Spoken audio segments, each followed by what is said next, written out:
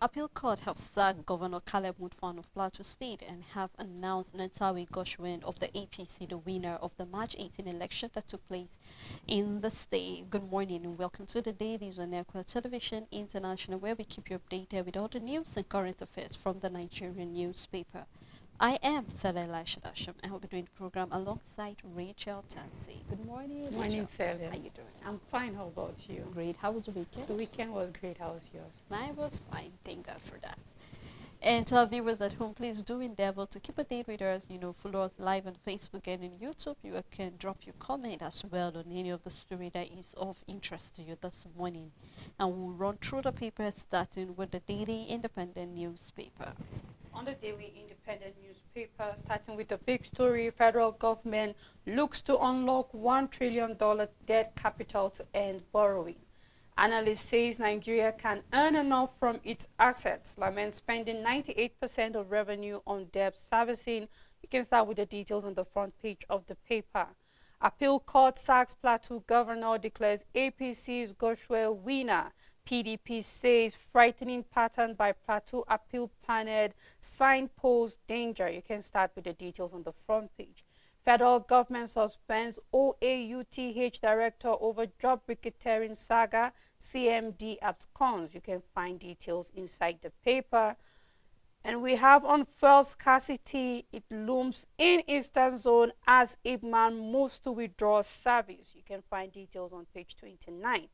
Emirates airline to resume operation to Nigeria soon, coming from Keyamo. You can find details on page 6. Adeleke writes CGN NJC says no official yet appointed Oshun acting Chief Justice. NJC clears air on Supreme Court Justices nomination list. You can find details on page 6. 7 years after escape from prison, NDLEA arrests Abuja drug kingpin. We have a writer under the story that says recovers 63,767.3 kg Indian hemp in 8 states. You can find details on page 7. Sarah budget 34 orders suitable for appointing APC loyalists into INEC. And at the downside of the paper, Israel says 55-meter fortified tunnel found under Gaza Shifa Hospital. Former U.S. First Lady Rosalynn Carter dies at 96. You can find details on page 7, and that's all the news on Daily Independent newspaper.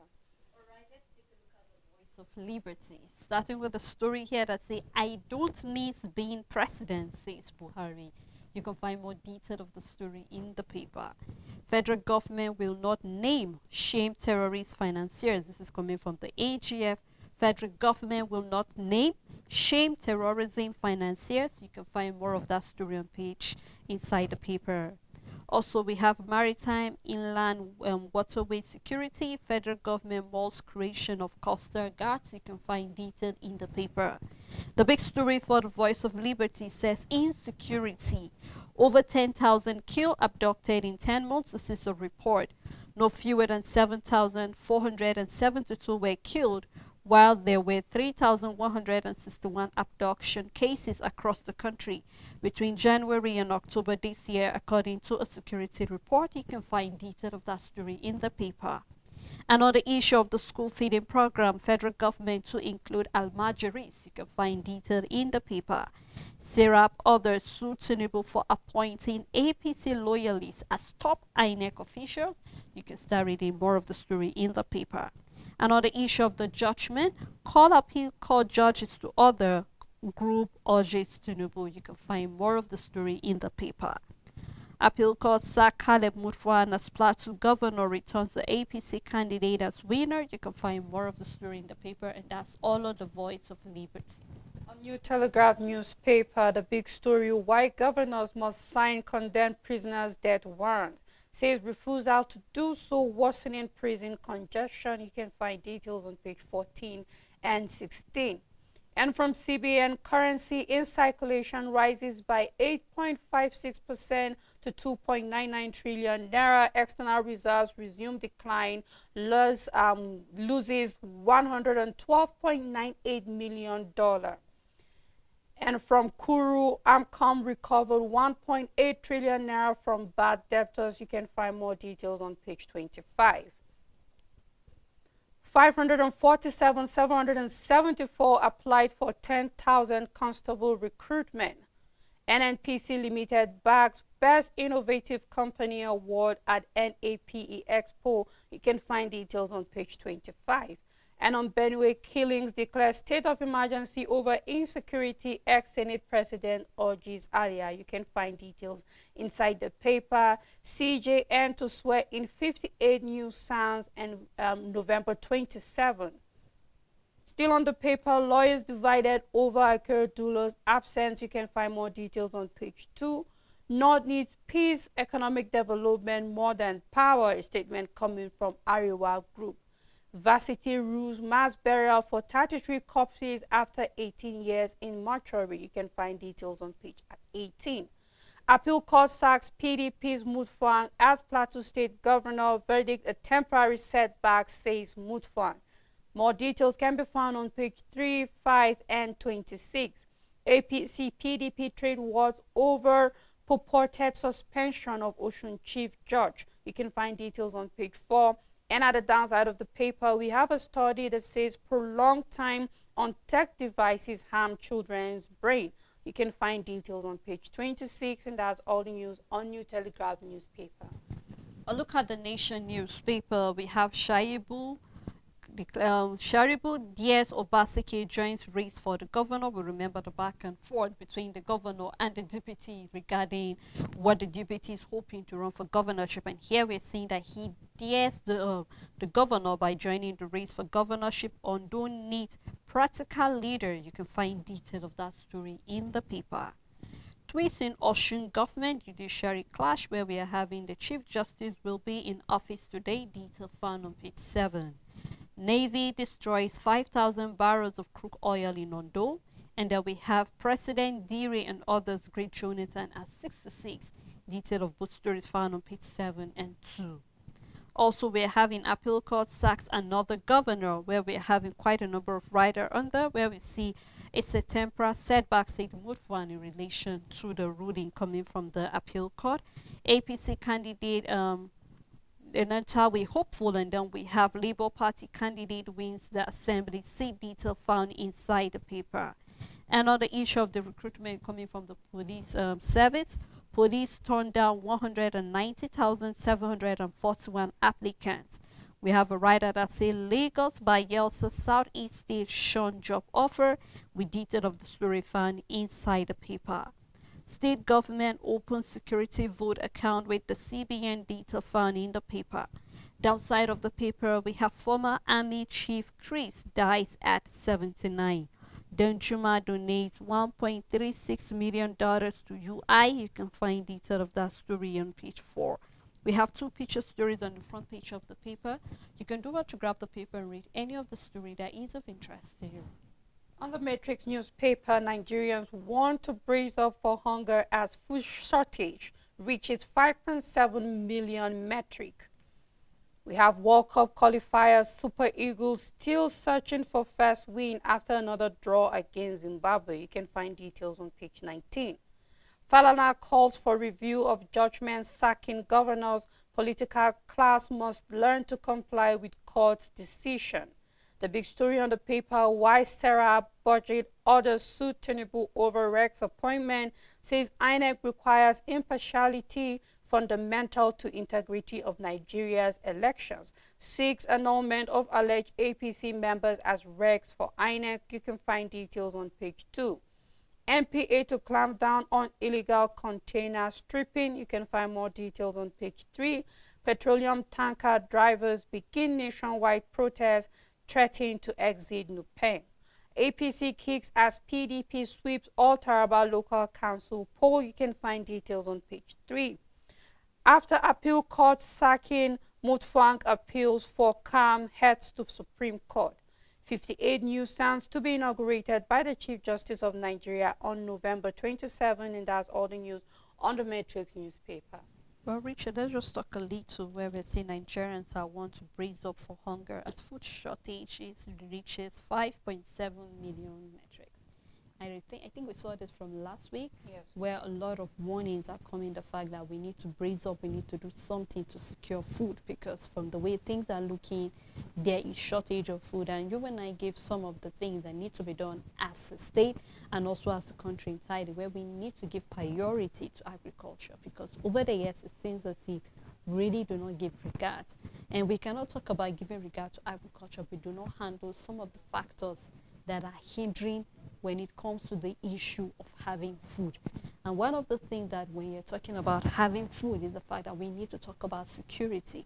We're seeing the number of people who have died, number of people who have been abducted in 10 months. That is to say, from January down to October. Yes. We're yet to have the figures of November, because of course I believe people have been abducted in November as well. And you remember where we had the Nigeria security advisor Rubado saying the fact that insecurity have drastically reduced, and then a lot of comments, because I believe that Nigerians are in a better place to see whether it has reduced or it has not. Maybe we need to go down to the rural areas when you have a one-on-one to them, then you know. Or talk about corps members who are abducted on their way to service. We're having that in the next 2 days or so. Those who are in camp will be going to their PPAs, and then another batch will be going. What is the government doing to make sure that all of these people are secured? Now, not to deviate from the main thing, talking about food security, we've talked about the fact that improved seed has said that when you plant them in Nigeria, they are growing. But what is the government doing? We remember part of the things the government said they will do is to provide fertilizer and seedlings to farmers. But I do not know how many farmers can actually boast of actually having seedlings. Yeah. I do not know how many farmers can say they actually got the fertilizer. So when you remember, when we go back, we look at the rice pyramid of the former administration, Buhari, and then quite a number of things. There were statistics that saying we're talking about having of onions, granite, rice. Nigeria is part of it. But how comes we are being ranked as one of the top producers of these things, and then there is no food circulating in the country? That calls for a big concern, and I think it's high time that rather than just having all of these things on the papers, because believe me, people in the rural areas hardly even go through it. They just want to see what they can actually see and eat. So I'm hoping that the government will look into this, because if we're seeing that the food has gone down to about 5.6 million, 5.7 million then that metric. means million metrics, then we need to do something collectively, individuals, because I know UN support, a lot of international bodies are supporting. So let us see that every money that is gotten is being key into this thing, because it's one thing for you to say we need the money, but then it's another thing for that money to be actually put in the right sector eventually, because it seems we do not have priority in this country. We're putting money where we are not getting anything. And if we're having our finance minister complaining of us borrowing to actually run, then we have to think beyond just what is happening, but let's think outside the box to see what we'll do to make sure there is enough food. Because believe you me, when there is war, Richard, it's not the war that kills people, it's hunger mostly that kills people. Because you can remember when we had the civil war, where a lot of children died as a result of the Biafras and all of that. So I am hoping we'll not have a repeat of all of these things again. Celias, it is not the best that we can do for Nigerians is to tell them to brace themselves, because if we're having a 5.7 million shortage, that is, we fail to produce this amount. So we are having a shortage. We were supposed to produce 30 million to be able to fight food shortage. It means we are short on 5.7, down that 30 million. So it means that we are going to see a lot of shortage regardless of what we try to do. So the best is for Nigerians to know that, you know what, there's going to be food shortage. And that comes with high prices of food in the market. And then it's obviously, I believe that this is one thing. Maybe a layman will not know the millions and then the numbers or the metrics ton, whatever involved in it. But I feel even a layman knows and can feel it, that there are certain foods that are very cheap at a period of time, in excess at a period of time. However, we didn't witness that this year. There is a period of time where there is a lot of onions. We didn't witness that this year. There are periods of time where tomato becomes so cheap, and you can find a basket that at a period might go for up to 10,000, coming down to 1.5. We are yet to reach that. We haven't witnessed that so far the year 2023. We can talk about that for yam. We can talk about that for maize. We can talk about that for Rice, which is rice, exactly, and potatoes. These are seasonal crops of food that we know that when we get to a particular period of time in the country, we have them in excess, and then the prices are down, and it allows people to stock certain grains so that when the period for it becoming expensive, people, but there's no even encounter of that during this period. So it's already telling people, this is already telling people that, you know what, there's going to be shortage, there's going to be scarcity, and then the prices of food in the market is going to go high, because you know what should have been done at the time it should have been done wasn't done fairly. And I believe that right now there's little or nothing that could have been done, because if it is dry season farming, it's not even supposed to start in November. It's supposed to have started since ending September down to October. That's when we are supposed to go into irrigation farming. So if we haven't even started that, maybe we're starting for November now, then the impact will be felt 2024. But as long as 2023 is concerned, it's more of damage control. It's just for Nigerians to just bear for the rest of November and December and see how 2024 will go. And we are seeing how farmers are protesting concerning the genocide in the farmlands. Exactly. So it already says that there is so much going on. It's just so much work. It's not just the mechanized farming, because whether we like it or not, for us to have the hectares of land that will give room for the kind of mechanized farming we need to reach to the level where when we come to harvest, it has to be scarce areas, it has to be rural areas. So it's not just enough for people to access those hectares of land and farm. There's a need for security, because regardless of the machines and technologies we bring into farming, if there's no security, we will still be having food insecurity. So I just hope that the government of Nigeria is really willing to do the work. If not, we'll just be trusting and just telling people, brace yourself for tougher times, brace yourself for hard time, and all of that. It's really sad, but I just hope that there's work going on as it is now, that perhaps 2024 there won't be food shortage, but I mean surplus of grains in the country. Well, let's take a look at the next paper, which is the First News newspaper, where we are having MPA goes tough on illegal container stripping, roll out SOP for barge operators. You can find more detail of that story in the paper. We're also having former Lawan Bajabi and Mila 8 lament 15 months unpaid salaries. You can find detail of that story in the paper. AMCON to release 350 top debtors list as bankers summit. AMCON to release 350 top debtors list as bankers summit. Catholic bishop joined 30 couples at mass wedding in Niger. Detail of that story can be found in the paper. The big story on the paper, we have third opposition party governor sacked within 4 days. As Court of Appeal removes Plateau Governor Butfan declares APC candidate winner, Nigerians expresses anger over the development. We can see the 3 governors have been sacked. One is of Zamfara, the middle one is Caleb Butfan, and the last one here we're having is from Kano State, where we have the APC sacking the NNPP governor there. You can do well to find more detail of the story in the paper. Army mourns ex-COAS General Chris Ali. You can find detail in the paper. Also, we have Mohbad's father reject fresh moves for son's burial, insists on a DNA. You can find detail of that story. I don't miss being president, says Buhari. You can find more detail of the story in the paper. Chairmanship hopeful praises Sanwo-Olu on Okoro's road youth employment. You can find more in the paper. Firearms ex-president Shehu Shagari Sokoto's home destroyed valuables. You can find more of the story in the paper. NDLEA re-arrest wanted Abuja drug kingpin 7 years after jailbreak. You can find detail of the stories in the paper, and that's all on First News newspaper. On the Punch newspaper, service extension, federal government owes 600 teachers 23 months arrears.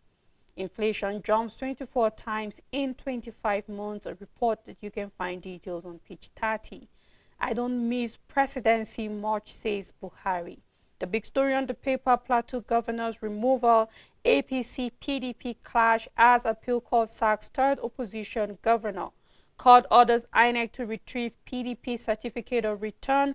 Lalong hails judgment. Ruling party using judiciary to intimidate and silence opposition. A statement coming from PDP, Labour Party, and NNPP.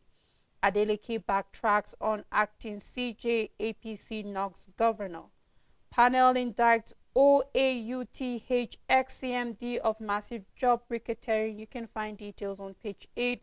We have a picture story. Israel, Hamas, UN, US condemns school attacks. Dead hits 14,000. You can find details inside the paper, and that's all the news on the Punch newspaper.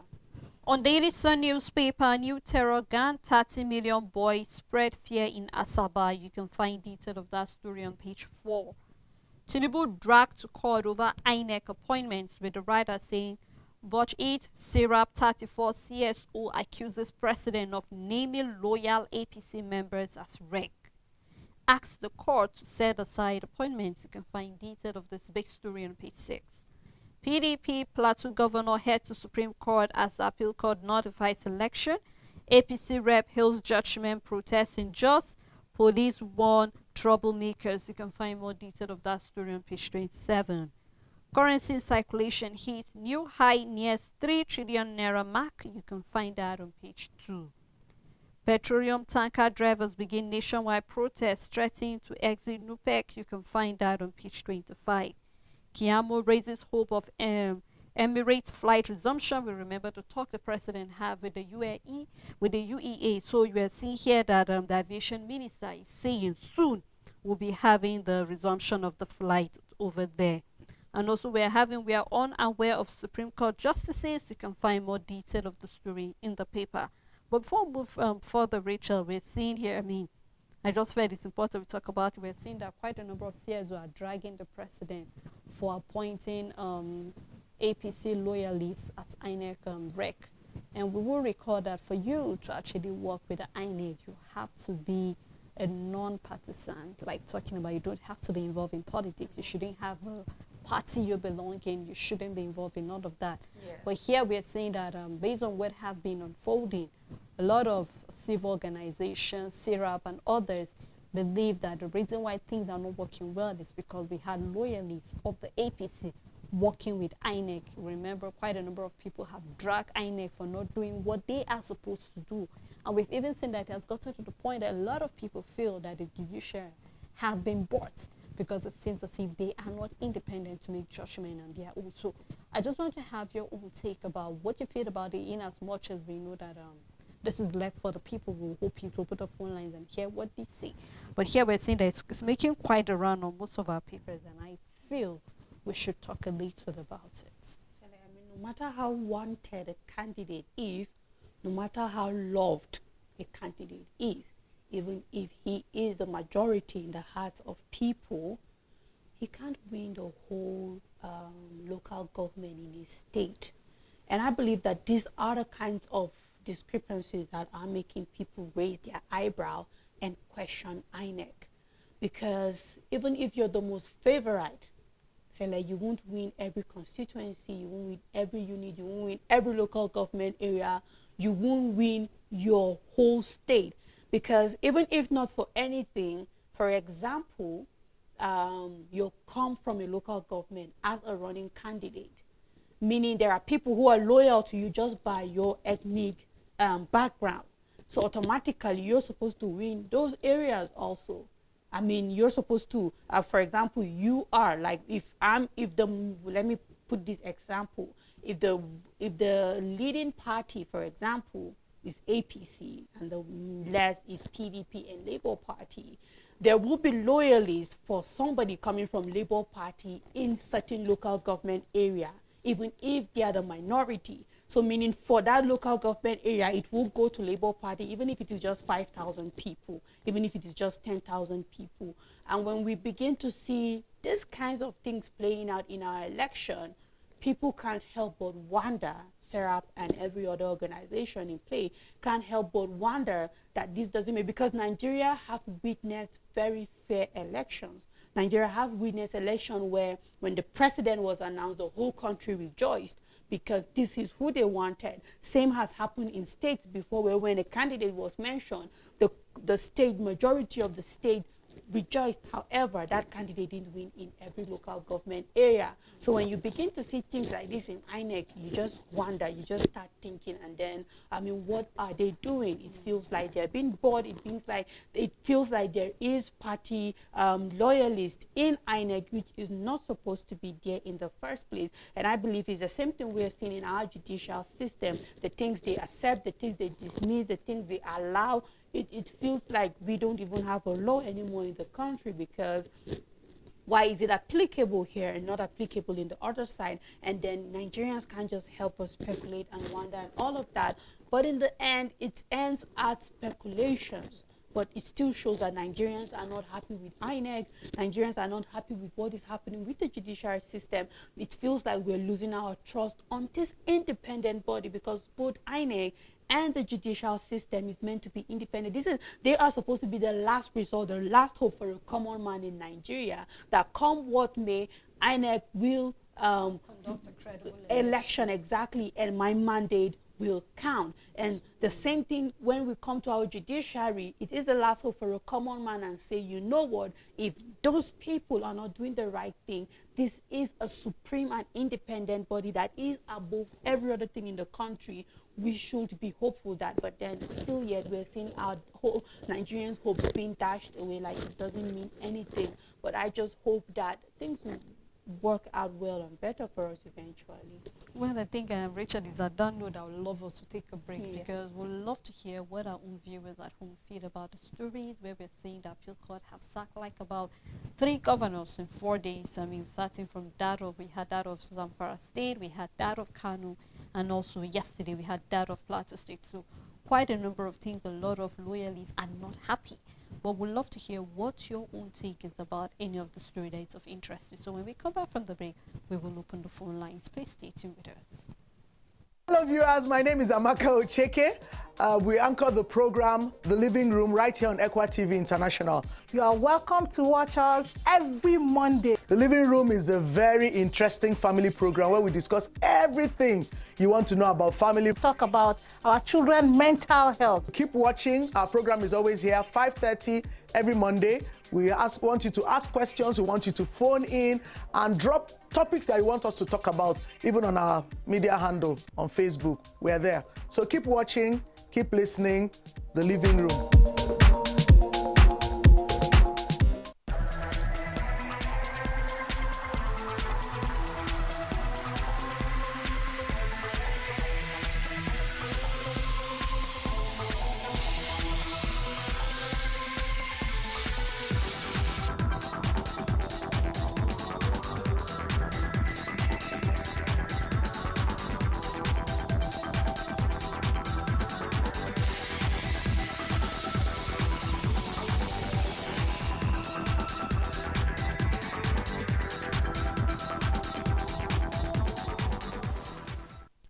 Thanks for staying tuned. It's still the Dailies. We have been looking at a number of stories where we've seen that appeal court is doing a lot of shaking.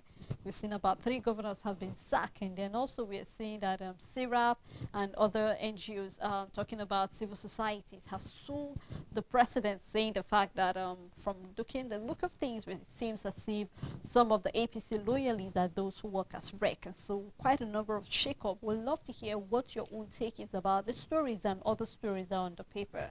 The number is displayed on your screen at this moment. Please do remember to turn down the volume of your TV set, because we will love to hear what you have to say, and other viewers at home as well. So you can start the calls right away as they have Rachel with me in the studio. Thank you so much. You're welcome, Rachel. All right, let's take a look at the next paper, which is This Day newspaper. On This Day newspaper, Asset Development, Shell pulls out of IOC's accord with NCDMB. NNPC demands more waivers. And we have Wabote oil majors no longer interested in investing in Nigeria. The big story on the paper, appeal court nullifies Mutfwang's election, declares Nentawe winner.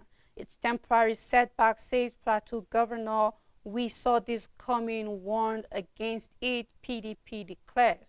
Tinubu 17 other African leaders in Germany for G20 Compact with Africa conference. Obina Chima promoted editor these days on Saturday. You can find more details on page 5. And we have NNPC pledges to deliver value to stakeholders, backs Innovative Company Award. You can find more details on page 6, and that's all the news on this day newspaper. On the Vanguard newspaper, why I want to succeed Governor Basiki, coming from the deputy, talking about Shaibu. You can find detail of that story on page 9. And on the State of the Nation, what Tinubu will force us to do by Bode George. You can find what he have to say about that on page 14. Coming from Plateau State, Appeal Court sacks Governor Mutfwan, declares Goshwen winner. You can find that on page 13. And on the issue of the REC appointment, Sarah Botch-8 and others sued Tinubu with detail on page 10. The big story on the paper says Supreme Court rumbled in judiciary over nomination of justices. We have the right that says names on the FJSC list excellent, coming from Professor Akisiye George San. No cause for alarm, coming from the NJC and the Chief Justice of Nigeria. Also, we are having on the issue of inflation. Declining demand triggers a 20% fall in food beverages production. Detail of that found on page 27. And on 4 years after Magu opens up says corruption, Nigerians' greatest problem. You can find more of that on page 8. And on terror war, Niger remains member of the, I take that story again. On terror war, Niger remains member of the multinational joint task force, coming from the paper. Also, we have other small column for sports and also other stories. We have a picture story as well on the front page of the paper. You can do well to grab the paper and read detail of any of the story that is of interest to you. On Nigerian Tribune, by next year, Nigeria should be producing enough fuel for domestic consumption. Statement coming from the presidency, and I hope this is not just an empty promise, but that true work is going on our refineries, and perhaps we can truly be refining our oils here. You can find more details on page 5. PDP members protest as appeal court sacks Governor Mutfwang, declares APC winner in Plateau State. You can find details on page 2. CGN to inaugurate 58 new stands November 27 as Supreme Court marks new legal year. Capital market has absorptive capacity to fund infrastructure. You can find details on page 19, a statement coming from Ashon chairman. Lagos is open for business, coming from Sanwo-Olu. The big story on the paper, persistent inflation, dollarization of economy disturbing, a statement coming from Obaseki. And we have a quote saying, today we earn less, but our demand for foreign exchange is more. We spend about $2 billion paying school fees abroad, $3 million for healthcare treatment abroad, about $500 million buying milk and milk products, and about $10 billion importing food. We no longer earn dollars as we used to, but the dollars keep going up. We will deal with inflation for a long time. Inflation in Nigeria has gone up to almost 30% today. Who can borrow money and pay interest of 30%? It's not possible. You can find details on page 5. 7 years after escape from prison, NDLEA arrests wanted Abuja drug kingpin. Navy destroys illegal refineries, crude oil in Ondo State. Police arrest suspect in murder of Ofa police student. You can find details on page 28. Osun PDP APC involved wards as a delegate denies appointment of acting Chief Justice. And in 2024, no zoning formula exists in Edo State, coming from Shaibu, says says he is best prepared to be next governor. More details can be found on page 23, and then we have a picture story where we can see the president arriving Germany for the G20 Compact meeting with African leaders, and that's all the news on Nigerian Tribune. Richard, honestly, it's my desire that after this summit, I can't help but, relate with what other Nigerians are feeling. If you read the caption here coming from the governor of Edo State, you will know that we have a lot to do in this country. We have a lot of things to do. We are earning less, and yet we're spending more. Just imagine all of this money we spend on health abroad, on school abroad, importing of food. Imagine if all of this is being, being put into the economy of Nigeria, improving our health sector, improving our educational sector, making sure that we have more of food where we're saying that we're having food shortage. Yes. We wouldn't be having the issue of borrowing and all of that. And then let's just see that we keep consuming everything we make locally and not keep importing things into the country. It's quite sad. I just hope that part of the thing, because it's the desire of Nigerians that each time our leaders go out for a summit, let us see whatever they are able to acquire, they bring it back into the country and then put into work. But when we don't see anything improving whatsoever, believe me, Nigerians will feel like nothing is working. With this inflation, food, house rent, talking about food prices, talking about quite a number of things, even education right now is quite expensive.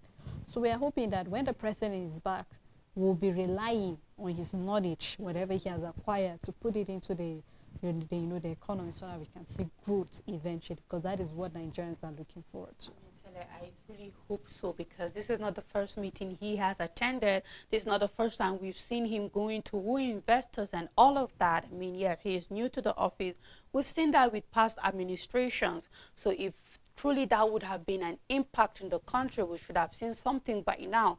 But what worries me the most is when you see programs that are supposed to champion change in the country not doing as is expected, then you wonder, where is the sabotage coming from, and do we truly want to grow? Because I can't stop, but I can't help.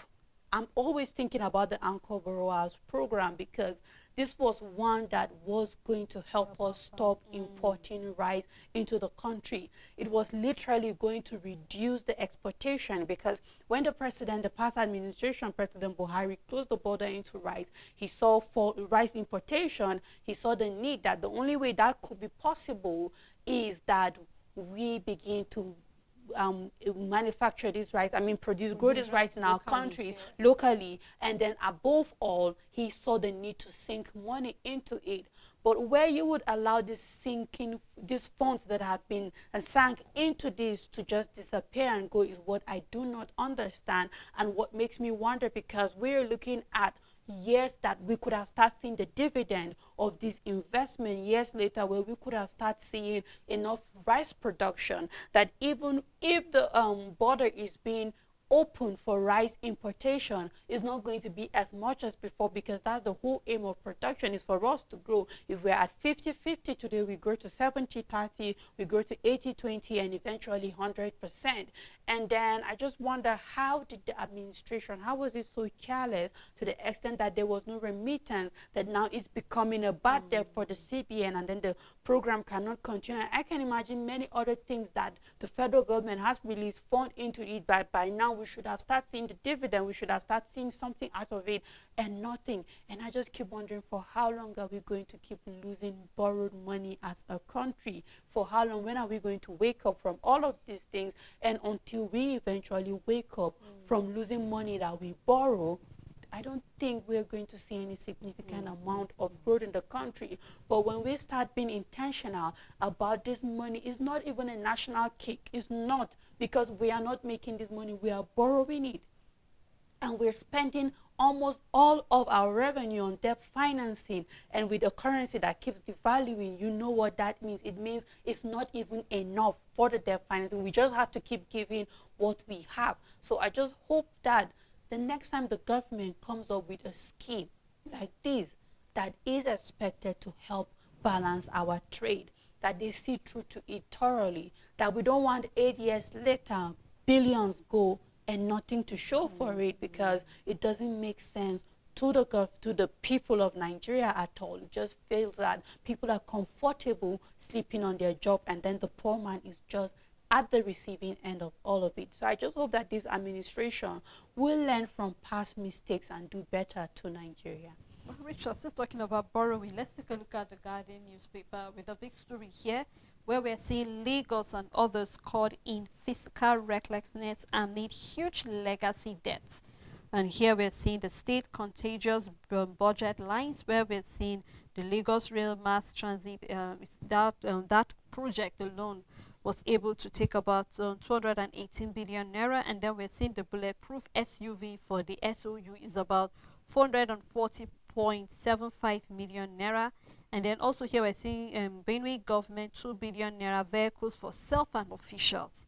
Then we're seeing resident registration agencies about 7.99 billion naira.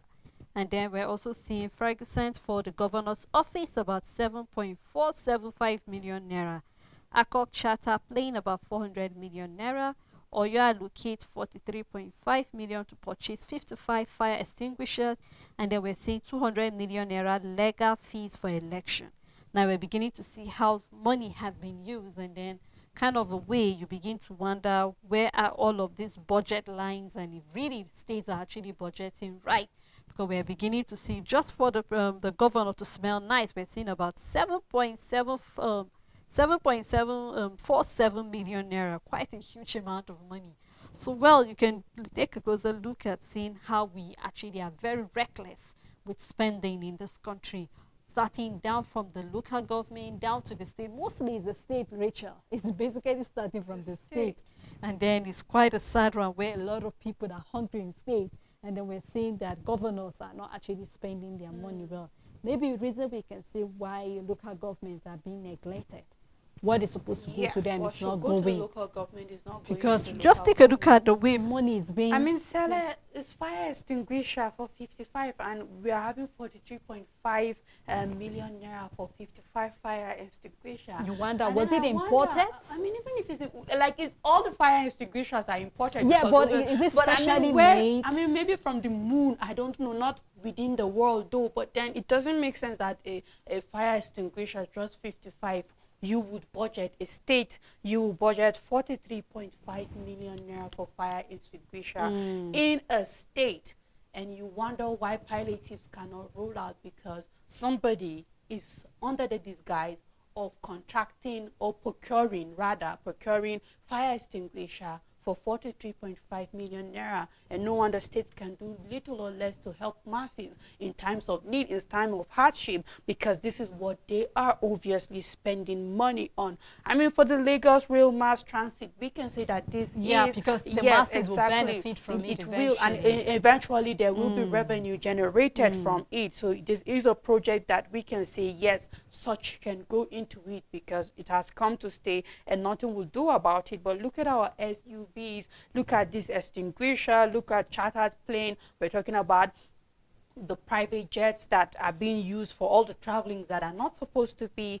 And fragrance for governor's office is 7.475 million naira selling. And Nigerians are wild every day and looking at the insensitivity from the government. And then what's the way forward? That is a question for every Nigerian. How are we going to solve this? Hello. Okay, we are. Hello, good morning. Good morning, my sister. How are you this morning? Well, Hello, fine. Good morning. Honestly speaking, I have a concern for this country. Can you be a little bit audible? A one-party system in Nigeria. The in the judiciary is not too palatable to all Nigerians. Nigerians are not happy what is happening. If INEC had done it well, I don't think we should be going to court to decide who won election. If INEC is doing its work, I cannot see people being retrieved of their right. So the mandate of the people is being malhandled by the judiciary rest of Nigeria. Why are we being treated like this? Somebody will win election, will be given certificate of return, and it will be withdrawn later on. And you call such an institution an independent institution. Are we now saying that INEC doesn't know what it's doing? If INEC is doing its work, I cannot see them not screening whoever that want to vie for any post in this country. Then they are just doing their work the way they doing it. So INEC is deciding, judiciary is deciding. The mandate of the people is being scuttled. Is this how we continue in this country? We are becoming a one-party system in Nigeria. I pray that we are going to get it right. People are not happy. The drama we are seeing in the judiciary. Let the judges know that before the throne of God, we shall all face God's judgment. Whatever I do here on earth, if they are going for higher bidders, then go ask them someday what they did here on earth. Good morning and happy day, my sisters. Thank you very much, Mr. Shamal. Thank you so much, Mr. Shamal. And do have a blessed day Monday as well. It's quite sad, Rachel. It is. I mean, a lot of Nigerians, especially after the shake-up, from most of the governors, you can't help but when you hear what people are saying, going to social media, saying the fight. And I said that we need to come to a place where we need to realize that governance is about the people. It's not about your personal interests.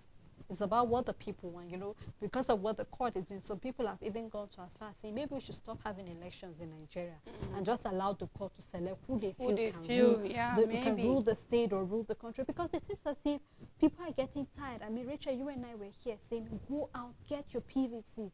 And when I was on social media or on a status call, hello, good morning. Good morning. Government are not helpful. Please go ahead, sir, we're with you. The government are not helpful to Nigerians. Where the three arms of government belong to a party. So, which means if you don't have, and if you don't know anybody, you don't have rights. We are not practicing democracy. Please, remain only two states, Nasarawa and Taraba. All these states, they will declare APC winners. But the only thing I will tell you people, this is where we can voice out and tell the truth. Thank you so much. The judiciary is supposed to tell the truth, but everybody will face the judgment. Thank you. Thank you so much to Thank that you very caller. much. Thank you Thank so you very much. much.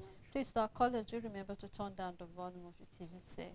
And quite a valid point over there, I mean, waiting for Nasara and Taraba. Yes. And it's more like the people's heart is in their mouth because It's they don't know actually- what the court is going Yes, to do Ellen. next. But we just hope that at the end of it, and not of this long speech we're saying, let the mandate of the people be protected. Because from the way it's looking, it's more like the court is deciding for the people. This is not what the people want. yeah. So you now ask the question. I mean, we've seen part of the reason the court keep giving is structure here, structure there. And you ask, what is the structure? Richard, if you ask, the structure is the people.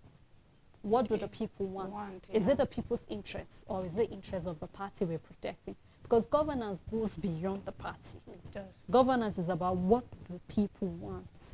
But then from the way things are looking, we're saying it seems the reverse is the case. So our fingers are crossed. Let's see what was going to happen at the end of all of this.